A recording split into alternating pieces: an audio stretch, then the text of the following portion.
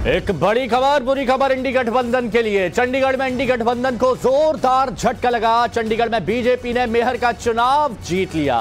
Mayor BJP का बना है। चंडीगढ़ में आम आदमी पार्टी, कांग्रेस ने मिलकर चुनाव लड़ा था। आश्वस्त नजर आ रहे थे। मनोज कुमार जुड़े हुए। मनोज, बताइए, झटका जोर का आप और कांग्रेस के लिए। आप सभी लोगों से निवेदन है, अपनी अपनी सीटों में मेयर चुनाव यहाँ मिलकर लड़ा था। इंडिया अलायंस के तहत चुनाव था, लेकिन बहुत जोर का झटका लगा है।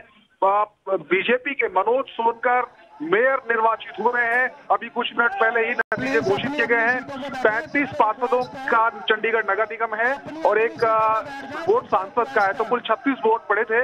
हालांकि आधिकारिक तौर पर अभी कितने वोट किसको पड़े जानकारी आना बाकी है, लेकिन करीब 8 वोट इसमें रिजेक्ट हुए हैं। क्योंकि 8 वोट रिजेक्ट हुए हैं, इसीलिए बीजेपी से जो मनोज सोनकर कैंडिडेट थे वो जीते हैं। कुलदीप टीटा, जो कि इंडिया अलायंस के उम्मीदवार थे, वो यहाँ चुनाव हार गए हैं। अपनी जीत को लेकर लगातार इंडिया अलायंस, चाहे कांग्रेस और आम आदमी पार्टी, वो आश्वस्त नजर आ रहे थे, लेकिन बड़ा जोर का झटका। आप कांग्रेस का रिएक्शन क्या है मनोज, जल्दी से बताइए।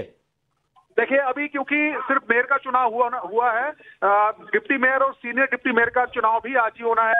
वो जो मेयर चुने गए हैं उनकी निगरानी में चुनाव होना है, इसलिए अभी सारे जो पार्षद हैं वो सदन के अंदर ही हैं। और जैसे ही काउंटिंग चल रही थी, जब उसी दौरान हंगामा शुरू हो गया था, नारेबाजी शुरू हो गई थी, और जो प्रिजाइडिंग ऑफिसर हैं अनिल मसीह, उनको लेकर लगातार सवाल उठाए जा रहे थे। लेकिन हंगामे के बीच काउंटिंग जो प्रक्रिया है वो जारी रही, और जब रिजल्ट अनाउंस हुआ तो एक तरीके से इंडिया अलायंस के होश उड़ गए और बीजेपी के जो मेयर पद के उम्मीदवार थे मनोज सोनकर, वो यहाँ पर विजयी हुए। लगता नहीं है मनोज मामला बहुत जल्द शांत होगा, अभी बहुत से आरोप लगने बाकी है बीजेपी पर।